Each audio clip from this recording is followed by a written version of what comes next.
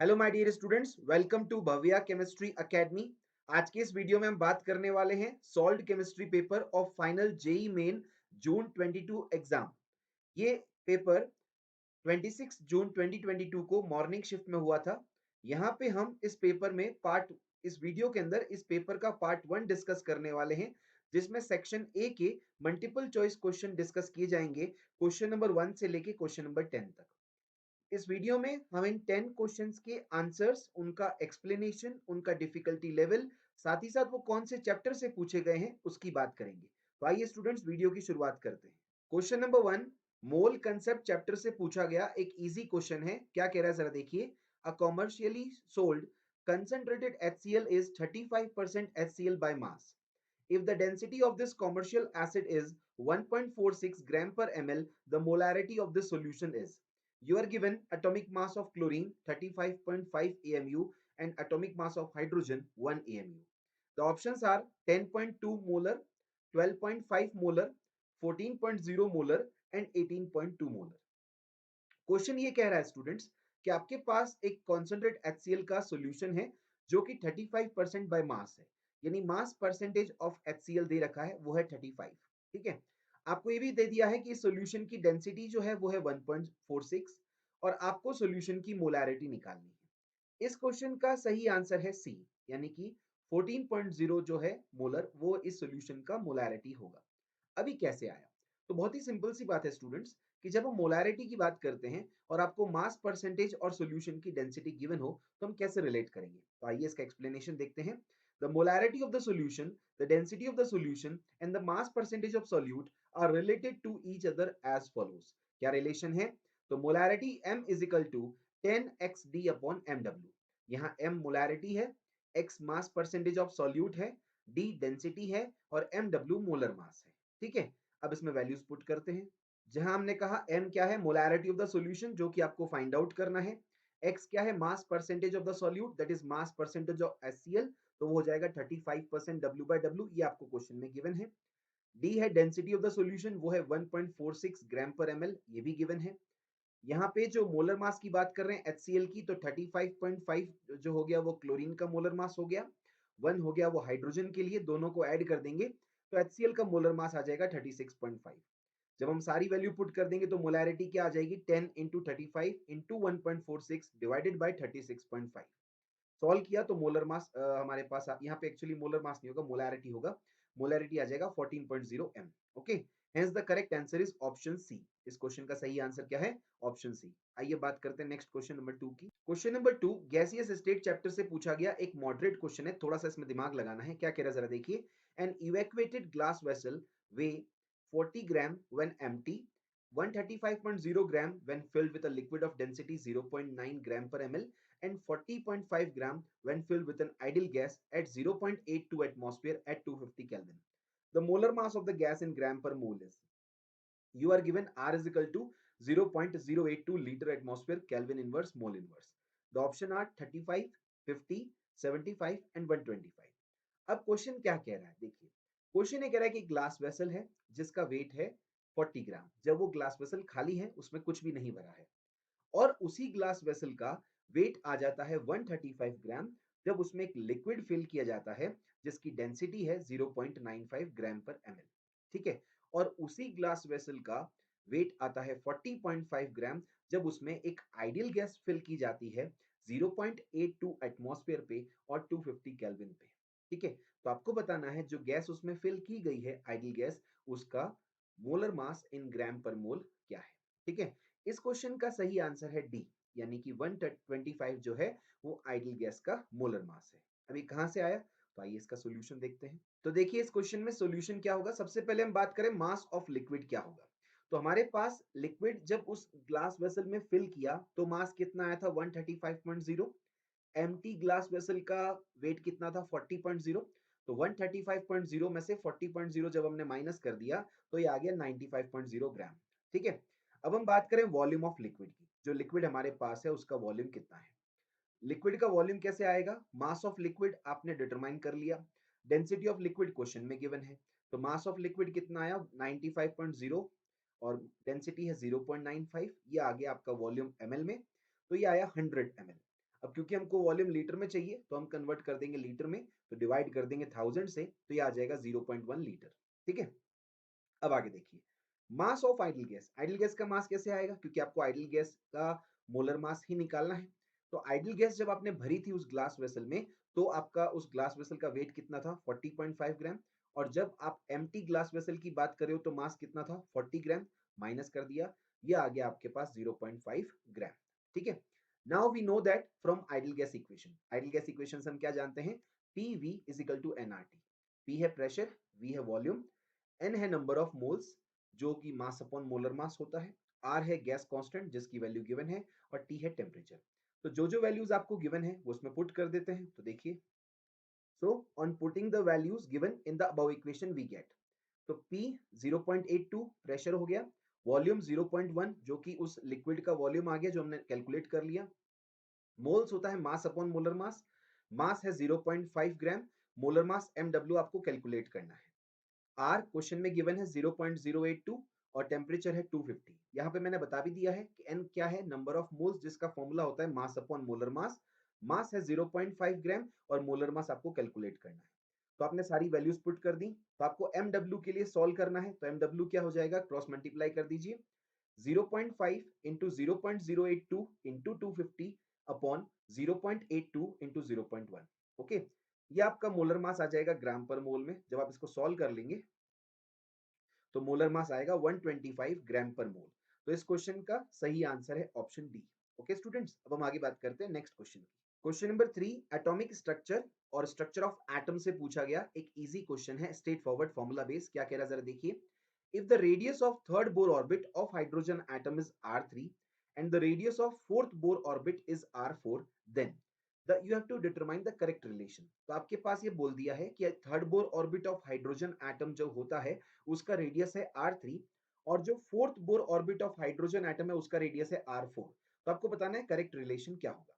तो ए ऑप्शन है r4 is equal to 9r3/16, B option है r4 is equal to 16r3/9, third option है r4 is equal to 3r3/4, और D option है r4 is equal to 4r3/3। इस question का सही answer है बी, यानी कि R4 जो आएगा, fourth Bohr orbit of hydrogen atom जो आएगा वो आएगा 16/9r3। ओके, अब इसका सॉल्यूशन देखते हैं। तो सबसे पहले तो आपको पता होना चाहिए रेडियस ऑफ एटम का फॉर्मूला क्या है। तो we know that the radius of atom is given by the formula R is equal to 0.529 n square upon z angstrom, जहां n क्या है, बोर ऑर्बिट, और z क्या है, एटॉमिक नंबर। क्योंकि इस क्वेश्चन में हम बात कर रहे हैं हाइड्रोजन एटम की, तो z हो जाएगा 1। एक बार हम n की वैल्यू 3 रखेंगे तो यहाँ R3 आएगा, एक बार हम n की वैल्यू 4 रखेंगे तो यहाँ R4 आएगा, फिर दोनों का रेशियो ले लेंगे, फिर उसको सॉल्व करेंगे। ठीक है, तो देखिए कैसे करें। तो जैसा कि मैंने भी कहा, फॉर हाइड्रोजन एटम Z कितना होता है 1, तो R3 क्या आएगा 0.529 इंटू 3 का स्क्वायर अपॉन 1 एंगस्ट्रॉम, क्योंकि यहाँ पे n कितना मान लिया आपने 3, थर्ड बोर ऑर्बिट के लिए। इसी तरह से R4 क्या आएगा 0.529 इंटू 4 स्क्वायर अपॉन 1 एंगस्ट्रॉम, यहाँ n कितना मान लिया आपने 4। अब दोनों का रेशियो ले लीजिए, R4 अपॉन R3 करेंगे तो 0.529 into 4 square angstrom upon 0.529 into 3 square angstrom. 529 cancel, angstrom angstrom cancel, तो आपके पास आएगा R4 upon R3 is equal to 4 का स्क्वायर अपॉन 3 का स्क्वायर। 4 का स्क्वायर कितना है 16, 3 का स्क्वायर कितना हो गया 9। तो R4 आपके पास आ जाएगा 16r3/9। Okay, hence the correct answer of this question is option B, which says R4 is equal to 16r3/9। अब आगे देखिए नेक्स्ट क्वेश्चन की बात करते हैं। Question number 4, chemical bonding chapter से मॉलिक्यूलर ऑर्बिटल थ्योरी से पूछा गया एक इजी क्वेश्चन है। क्या कह रहा है जरा देखिए, कंसिडर द आयंस और molecules, you are given various species molecules and ions, the options are, the species are O2 plus, O2, O2 minus and O2 minus 2।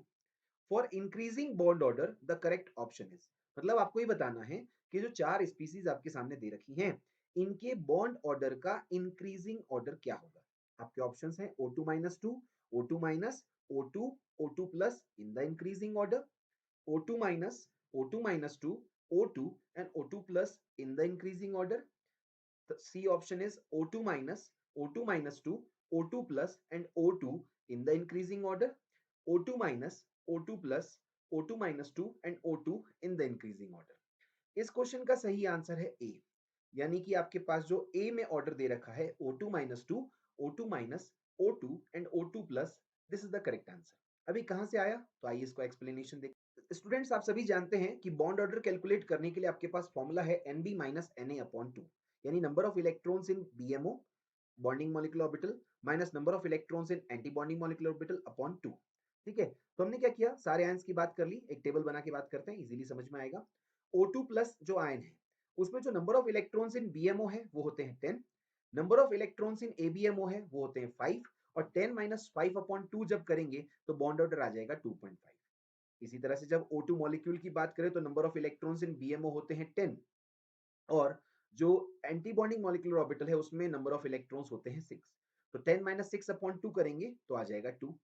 इसी तरह से जो O2 माइनस स्पीसीज है इसमें एक इलेक्ट्रॉन एक्स्ट्रा हो जाएगा एंटी बॉन्डिंग में, तो आपके पास नंबर ऑफ इलेक्ट्रॉन बॉन्डिंग में तो 10 ही रहेंगे, एंटी बॉन्डिंग में 7 हो जाएंगे, तो 10 minus 7 upon 2, 3 upon 2 which comes out to be 1.5।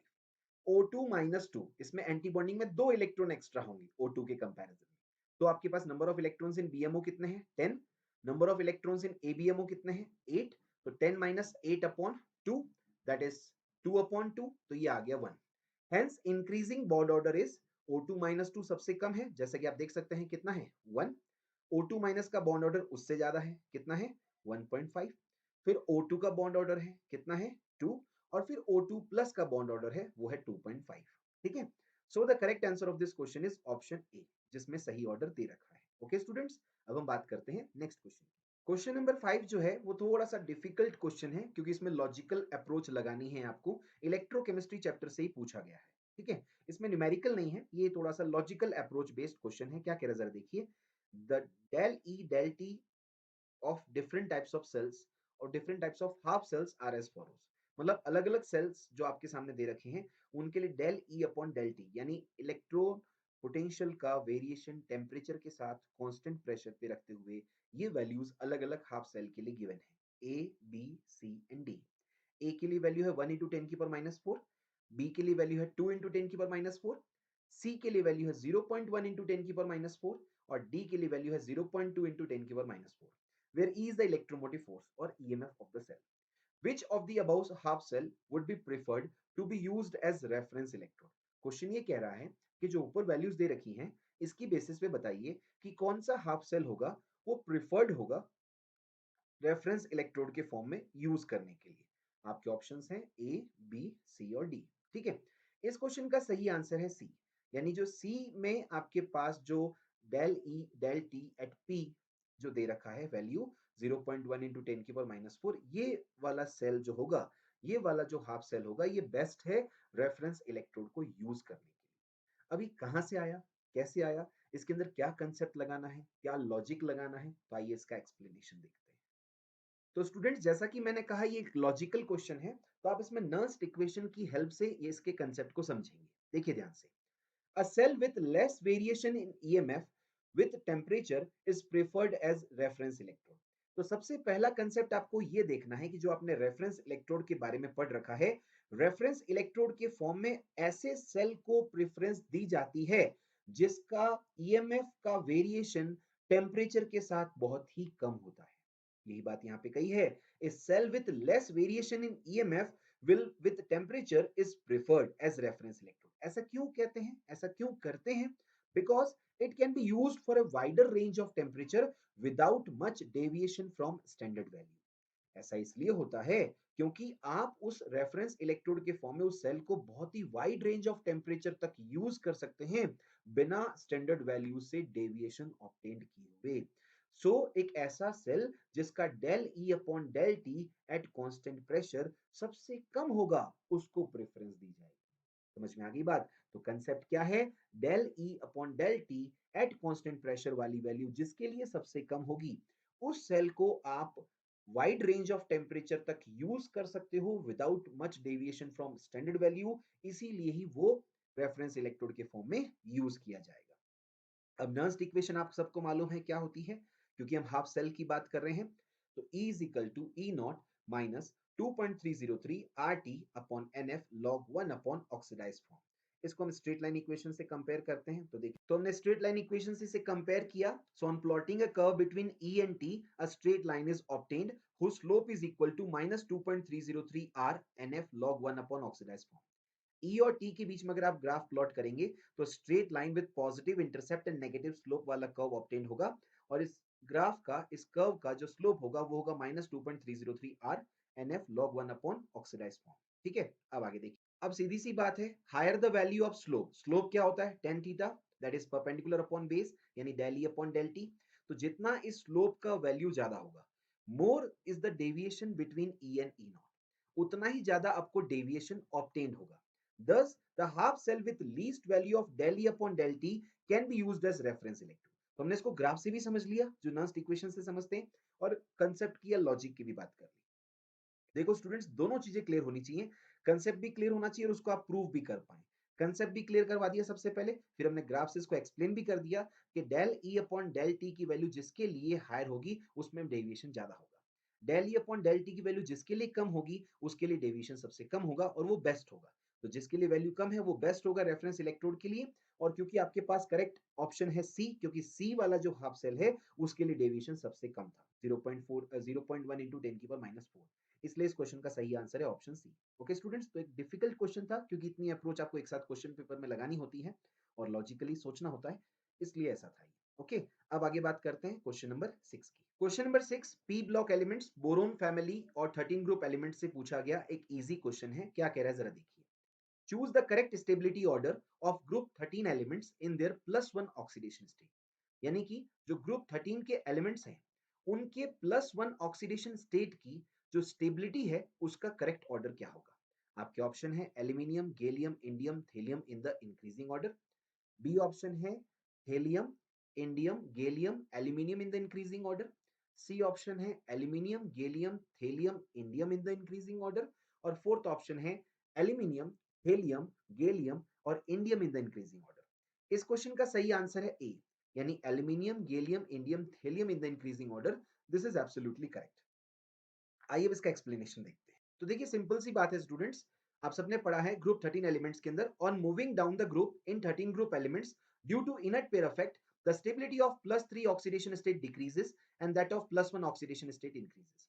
Inert pair effect की वजह से क्या होता है, 13 ग्रुप के एलिमेंट्स में जब हम टॉप टू बॉटम जाते हैं तो जो +3 ऑक्सीडेशन स्टेट की टेंडेंसी है, +3 ऑक्सीडेशन स्टेट की स्टेबिलिटी है, वो डिक्रीज होती है, और जो +1 ऑक्सीडेशन स्टेट की स्टेबिलिटी है या +1 ऑक्सीडेशन स्टेट शो करने की टेंडेंसी है वो इंक्रीज होती है। So the correct order of stability of group 13 elements in their +1 oxidation state क्या हो जाएगा। एल्यूमिनियम सबसे कम टेंडेंसी होगी, इसमें +3 ऑक्सीडेशन स्टेट शो करने की टेंडेंसी ज्यादा होगी। एल्यूमिनियम में +1 ऑक्सीडेशन स्टेट शो करने की टेंडेंसी गैलियम में जो ये टेंडेंसी है वो एल्यूमिनियम से ज्यादा होगी। इंडियम में ये टेंडेंसी गैलियम से ज्यादा होगी, और थेलियम क्योंकि सबसे एंड में रहता है, सबसे बॉटम पे मिलेगा आपको, तो उसमें +1 ऑक्सीडेशन स्टेट शो करने की टेंडेंसी सबसे ज्यादा होगी। या यूं कह सकते हैं थेलियम +1 जो होगा वो थेलियम +3 से बहुत ज्यादा स्टेबल होगा due to inert pair effect. Hence the correct answer is option A and the correct reason is inert pair effect. Okay students, अब हम बात करते हैं next question. Question number 7 metallurgy chapter से पूछा गया एक मॉडरेट क्वेश्चन है, थोड़ा सा इसमें भी लॉजिक इन्वॉल्व है लेकिन ध्यान से सोचना है तो आप इसे कर पाएंगे। ये इजी भी नहीं है, ये डिफिकल्ट भी नहीं है, एक मॉडरेट क्वेश्चन है। देखिए क्या कह रहा है। दो स्टेटमेंट आपके सामने दे रखे हैं, स्टेटमेंट 1 एंड स्टेटमेंट 2। स्टेटमेंट 1 क्या कह रहा है, according to the Ellingham diagram any metal oxide with higher delta G not is more stable than the one with lower delta G not. यानी स्टेटमेंट 1 क्या कह रहा है कि एलिंगम डायग्राम के अकॉर्डिंग कोई भी मेटल ऑक्साइड जिसका हायर डेल्टा जी होता है वो मोर स्टेबल है लोअर डेल्टा जी के कंपैरिजन में। ठीक है। स्टेटमेंट 2 क्या कह रहा है, the metal involve in the formation of oxide placed lower in the Ellingham diagram can reduce the oxide of a metal placed higher in the diagram। यानी जो एलिंगम डायग्राम में हम बात करते हैं मेटल ऑक्साइड की, ठीक है, तो वहां जो मेटल इन्वॉल्व है ऑक्साइड के फॉर्मेशन के लिए जो लोअर पोजीशन पे है, एलिंगम डायग्राम में जो लोअर पोजीशन पे है वो हायर पोजीशन पे जो मेटल प्लेस्ड है ऑक्साइड वाले में वो उसको रिड्यूस कर सकता है। मतलब कि जो मेटल इन्वॉल्व है लोअर पोजीशन पे वो हायर वाले को रिड्यूस कर सकता है। ये है स्टेटमेंट 2। ठीक है। So in the light of the above statement choose the most appropriate answer from the following. आपको इन दोनों स्टेटमेंट के अकॉर्डिंग बताना है करेक्ट आंसर क्या होगा। तो आइए पहले ऑप्शंस देखते हैं, फिर हम इसका आंसर और एक्सप्लेनेशन की बात करते हैं। आपके ऑप्शंस हैं, ए ऑप्शन कह रहा है both statement 1 and statement 2 are correct. B option कह रहा है both statement 1 and statement 2 are incorrect. C option कह रहा है statement 1 is correct but statement 2 is incorrect. And D option कह रहा है statement 1 is incorrect but statement 2 is correct. इसका सही आंसर है डी, यानी जो स्टेटमेंट 1 है वो इनकरेक्ट है और स्टेटमेंट 2 है वो करेक्ट है। अब आइए समझते हैं कैसे। तो पहले थोड़ा सा मैं बेस क्लियर करना चाहूंगा कि एलिंगम डायग्राम क्या होता है। जो आपने मेटलर्जी चैप्टर में पढ़ा है, वो एक प्लॉट है डेल्टा जी वर्सेस टेम्परेचर का। ठीक है। The criteria for the feasibility of a thermal reduction is that at a given temperature gives energy change of a reaction must be negative. Ellingham diagram आपको ये समझाता है कि कोई भी मेटल ऑक्साइड का जब आप रिडक्शन करते हो, थर्मल रिडक्शन करते हो, और उस रिएक्शन की आप फिजिबिलिटी का क्राइटेरिया चेक करना चाहते हो किसी भी गिवन टेम्परेचर पे, तो क्राइटेरिया एक सिंपल सा है कि गिब्स एनर्जी चेंज उस रिएक्शन का नेगेटिव आना चाहिए। ठीक है। The change in Gibbs energy delta G for any process at any specified temperature is given by the equation. अब डेल्टा जी की जब हम बात कर रहे हैं, गिब्स एनर्जी की बात कर रहे हैं, गिब्स एनर्जी चेंज की, तो किसी भी पर्टिकुलर टेम्परेचर पे वो कैसे कैलकुलेट किया जाता है? वो कैलकुलेट किया जाता है गिब्स हेल्महोल्ट्ज इक्वेशन से। वो इक्वेशन क्या है? Delta G is equal to delta H minus T delta S, जहां डेल्टा जी हो जाएगा Gibbs energy change, delta H है एंथैल्पी चेंज, डेल्टा एस है एंट्रोपी चेंज, और टी है वो स्पेसिफाइड टेम्परेचर जिस पे आप बात कर रहे हो। ठीक है। अब आगे देखिए, तो इसका मतलब ये हो गया, according to the Ellingham diagram, any metal oxide with higher delta G has a tendency of getting reduced by those metal whose metal oxide has lower value of delta G because metal oxide with lower delta G is more stable। देखो सीधी सी बात है, यहाँ पे जो हम बात कर रहे हैं, यहाँ पे जो हम बात कर रहे हैं कौन सा मेटल ऑक्साइड स्टेबल है, कौन सा लेस स्टेबल है, कौन किसको रिड्यूस कर सकता है।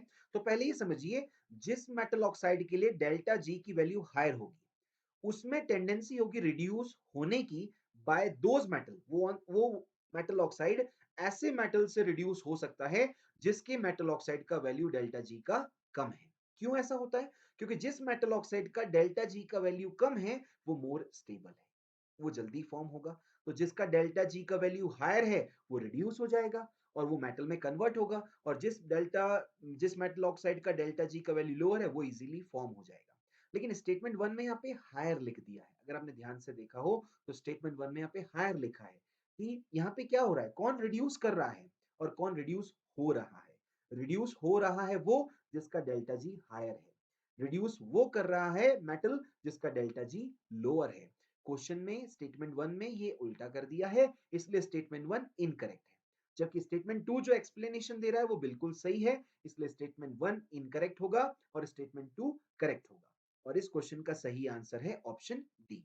अब आगे देखिए ध्यान से, क्वेश्चन नंबर 8 हाइड्रोजन चैप्टर से पूछा गया एक मॉडरेट क्वेश्चन है। क्या कह रहा है जरा देखिए, कंसीडर द फॉलोइंग इक्वेशन। आपके सामने इक्वेशन दिख रखी है, 2HSO4 माइनस एक्वस। पहले आपको इलेक्ट्रोलाइसिस कराना है, फिर आपको हाइड्रोलाइसिस कराना है। आपके पास जो प्रोडक्ट मिलेगा वो होगा 2HSO4 minus plus 2H plus plus A. आपको बताना है the dihedral angle in product A in its solid phase at 110 kelvin is. The options are 104 degree, 111.5 degree, 90.2 degree and 111 degree. अब पहले इस क्वेश्चन को समझ लेते हैं। एक रिएक्शन है जिसमें आपके पास 2HSO4 minus aqueous as a reactant दे रखा है।